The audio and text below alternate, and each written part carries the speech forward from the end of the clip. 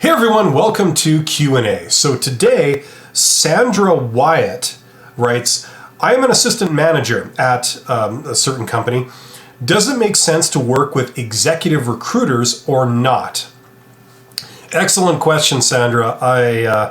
I love getting questions like this because the answer is sort of yes and no. And I know that's not super helpful, but in order to set this up, we have to get into executive recruiters. And I'm gonna give you my thoughts on executive recruiters. What I find hilarious is that of all the recruiting companies out there, the external recruitment and selection companies, almost every single one says that they do executive recruitment. They say that they do executive search, and that they're an executive recruiter, but they're not. They just are a plain old vanilla headhunter. And I think they all want to be executive recruiters because it pays a lot of money, and they would like to be seen that way because there's a lot of professionalism, and it's a certain status symbol, if you do that type of work. But they're not executive recruiters, and you can tell this when you walk through the front door of these companies. It's painfully obvious. In my home city, we have over 100 companies that do professional recruitment and selection, like external companies that do this as their job. And of the over 100 companies that do this here, one company is what I would call an actual executive recruiter. They actually get, the really high-level executive roles, which I'm defining as, if you are a manager or a C-level executive that you have responsibility for 10,000 employees and up, that is what I'm talking about, like the high-level stuff. Now, why do I say this? Well, I'm going on the assumption that most people watching this video have been to a job interview at some point in your lives. And I don't know what the numbers are for this, but I really get the impression that the vast majority of people that go to job interviews, especially if they're going down this avenue, when they're not doing the networking thing, but they're going to actual job interviews, it's an unpleasant experience, and it's not done very well. Let's talk about that for a second. A lot of recruiters, if you talk about the culture of how they operate and how they interact with people, a typical situation is, you walk in the door because you have a meeting scheduled. They've called you in for a job interview. And, the meeting might be at 2:00, but they're not ready. They're not ready at 2. They make you wait. They don't offer you a drink. They don't offer you a chair. They're not particularly pleasant, and they're not helpful either. I would say this is probably a typical experience for a lot of people that go and deal with an external recruitment company as a candidate. These are the headhunters, okay? These are the people that are not executive recruiters. If you're a true executive recruiter, what I have found in my experience working with these people and being a candidate back in the day is that when you walk through the front door, first of all, you feel welcome, and they go through great pains to give you at least a somewhat positive experience dealing with them. If they truly deal with senior management or, executive management, this is part of their culture. It's like people that routinely receive world leaders. Do you make the world leader wait? Do you not offer them a chair? Do you not offer them a drink? There's a certain protocol in dealing with those people. And executive recruitment firms, they get this protocol. They get that this is how you deal with professionals. And it's a proper way to interact, and they're very good at what they do. Okay, so I find that it's painfully obvious in 10 seconds, when you walk through the front door, what recruiter is truly an executive recruiter and what recruiter isn't, okay? And I find it funny that the companies who aren't, they still try and maintain this pretense that this perception that they are, which is so transparent. Now, to give you an example of this from my past, about 10 years ago, I was up for like a CEO type role. I don't remember specifically too much about it. It was like a general manager CEO type thing. And I didn't get the job, but it was notable because in the interview, I had asked the question towards the end of the interview. You know how they say, do you have any questions for us? Well, I'd asked the question. I'd said, look, have you seen anything in the other candidates that you haven't yet seen in me that I could possibly speak to? You know, something along those lines. And the interviewer was very candid. They said, like, well, you know, you've got, you know, a lot of qualifications, but you don't have this one thing. And unfortunately, that is kind of essential because in this role, you're expected to do this, as you know, and the client feels that the only way to do that, or the best way to do that, is to have this thing. And by your own admission, unless we're missing something, you don't really have that. Is that accurate? And I said, yes, that's absolutely accurate. You know, that's a fair assessment. So basically they were telling me that I didn't get the job. And now usually when you're told that you didn't get the job, it's a very negative thing. There's feelings of rejection. There's feelings of a loss of self-confidence. You know, it's an unpleasant thing.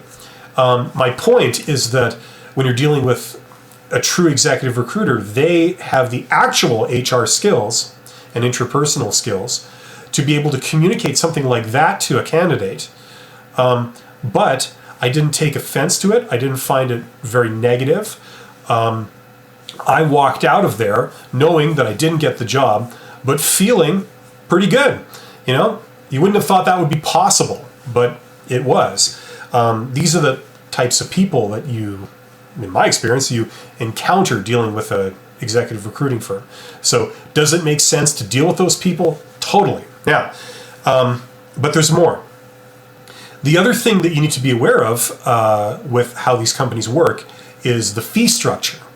Okay, there's two ways of, you know, paying one of these companies. You could either, like, as the client, if you are hiring a recruiter, which I have done several times. So you are the client, and the recruiter is going to be going out and recruiting candidates. So the client can either pay the recruiter money up front, which you would call a retained search or retained executive search, or the client can pay the recruiting company money after they place the candidate. Now, what's far more common is that one, where the client pays the recruitment firm after they provide a candidate. That's called contingency, and they're hired on contingency. So because of the nature of that, right? I mean, first of all, fee structure determines incentive structure of how these companies operate.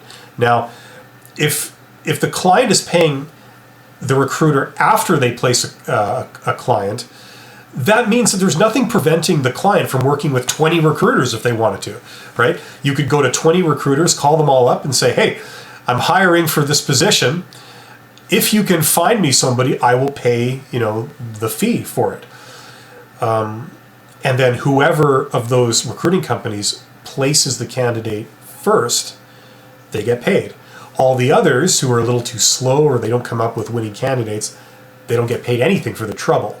So that tends to lead to some pretty negative behaviors all around. And this is where you get a lot of sort of slimy kind of, you know, shenanigans going on. People that call you up and call you in for an interview and then drop off the face of the planet and don't take your calls anymore. Things like this. That's contingency-based recruiting. And that's where the recruiter cares much more about that particular transaction, that job, and not the long-term relationship with the client. Okay, so there's a lot of bad things that come out of that. Now, I have seen manager positions that will be recruiting for manager roles up to, that manage assets up to about $10 million.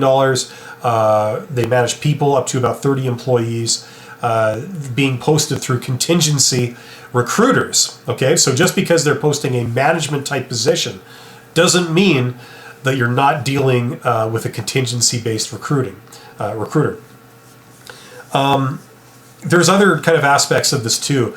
A lot of times a contingency recruiter will provide a guarantee and say, look, we're going to provide a client for you, a candidate for you. And if they don't work out within the first year, we will replace them. Okay, so you don't have to worry. Satisfaction guaranteed. What I've found in my own personal experience hiring these people and talking with other managers who have hired contingency-based recruiters is that guarantee is not worth the paper it's printed on. The problem is that you pay them to place a client, so they've got their money. If the client doesn't work out, oh well, there's not much incentive for the recruiting company to then do a bunch of extra work to find another candidate, but they're not getting any extra money for it. So there's kind of elements of that are going on behind the scenes, and that helps to explain how they treat candidates when you answer a job posting and things like that. The other way of paying a recruiting company is where the client pays the recruiter up front. Before they place a candidate, you pay them the fee. Okay, that's called retainer. So they're a retained search company now. And this is what I would more typically describe as a true executive recruitment company, because most true executive recruiting companies work on retainer. Okay, they get paid up front. What this means, or what this implies, is that they have an exclusive relationship with the client. So the client is not hiring 20 other recruiting companies at the same time. So generally speaking, if you see a job that's posted in multiple locations going through multiple recruiting companies, that's not retained search, that's contingency. That's the bad kind, okay? A true executive recruiting company generally is on retainer, and you generally get a very positive experience with them, generally speaking. This is because they care much more about the relationship with the client than the individual transaction, that particular job. Okay? Hopefully this isn't too confusing. Anyway, the nature of paying someone a retainer means that you trust them more, so they have much more of an established reputation. They have a track record for delivering good results. And generally, that happens when you treat people properly, whether it's clients or candidates. If you treat people properly, generally over the long term, you end up having better results. Okay, so that's one thing to try and detect. Are they working on retainer, or are they working contingency? The third and sort of maybe final element of executive recruiters that I sort of have an opinion on, let's face it, is the way they assess their candidates. Okay, now, if you're dealing with a contingency recruiter, okay, the bad kind generally, and not to put down any recruiting companies out there necessarily, but generally speaking, it's not as prestigious. Okay, what tends to come with that type of recruiting, especially in the last 10 years, is they ask the candidates, have you done this job before? It's all based on experience. Experience is king. If you've done the job before, great, you may be a candidate. If you haven't done the job before, well, you couldn't possibly work out, you're eliminated. Okay, it's a very simplistic form of assessment. There are reasons behind it. It's sort of the safe choice, and there's other things driving that. But it's a tremendous oversimplification, and it doesn't really work when you're hiring professionals or executives or people that, it's complicated. There's a lot of elements to the job. What I found working with executive recruiters over the years is that they tend to offer two services. One service is where they go out, they recruit candidates, they do a selection. But the other service is more of a consulting predictive assessment service for the candidates. So when you deal with that type of recruiter, like retained search recruiters, they're doing much more of an assessment. And experience is not always king. What they will do is they will look at the components of the job, they'll look at the required skills, and then they'll look at personality traits, they'll look at your opinions, they'll look at your style of working, style of communicating, all this kind of stuff, and maybe do psychometrics and things like that, and then they'll present a much more sort of in-depth analysis to the client. They'll say, like, look, this candidate, they may not have done this exact job before. However, all the constituent skills they've got, and they've got some key experiences doing all the constituent things you would need in various other places. And here are some interesting personality traits and abilities that they have. So when you put all that together, this may not seem like the obvious candidate, but we recommend you seriously consider this candidate. They may be a great fit for what you're trying to do with this position. Okay, so they do that type of analysis. Okay, true executive search firms that tend to be based on retainer, and like that's how you do proper executive management recruitment, because it's very, very complicated a lot of times. They can recruit outside of their core industry, for example. That's not something you get with contingency recruiters. That almost never happens. So there's different elements. Okay, so the original question was, does it make sense to work with executive recruiters? Yes, it does. Okay, for a couple of reasons. First of all, if you know you're dealing with a true executive recruiter, okay, be prepared for an interview process where it's not just going to be about experience, it's going to be about getting to understand the types of work you've done in different industries and how they can relate to the current job. It also will go more in depth into your personality, your interpersonal skills, your biases, your opinions, your management philosophy, things like that, okay? So expect a sort of investigation into how you tie that stuff into the job you're up for. If you're dealing with a contingency search firm, and really a non-executive recruiter, okay, be prepared for a process where, it's going to be much more based on, have you done the job before? Do you have this experience or not? So it's going to be an exercise in trying to convince them that you have the experience necessary to do whatever this role is in all of its aspects.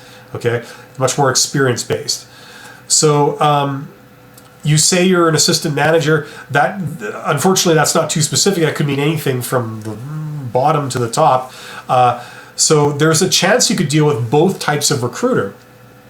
So hopefully, if this has been helpful for you, you might be able to recognize what type of recruiter you're dealing with by the telltale signs. And then knowing that, you can tailor your approach in the assessment and selection process to cater to what they're looking for. Okay, so hopefully that helps. I don't know if it does, but it's probably really long-winded, but hopefully that was somewhat useful for you. Keep these types of questions coming. I love these types of questions. People have been asking me more general management types of questions lately, instead of how to answer this question in a job interview, which is kind of what my YouTube channel has traditionally been about. So that's okay. Keep them coming. This is great. You can contact me over my YouTube channel, my Facebook groups, or my the Company Expert website. Send your comments and your questions. Subscribe to my channel. And I really appreciate it. It's really helping me out. And please like, share, and hit the bell, all that kind of stuff. And have yourselves a great week. And I will see you guys next week. Take care. Thank you.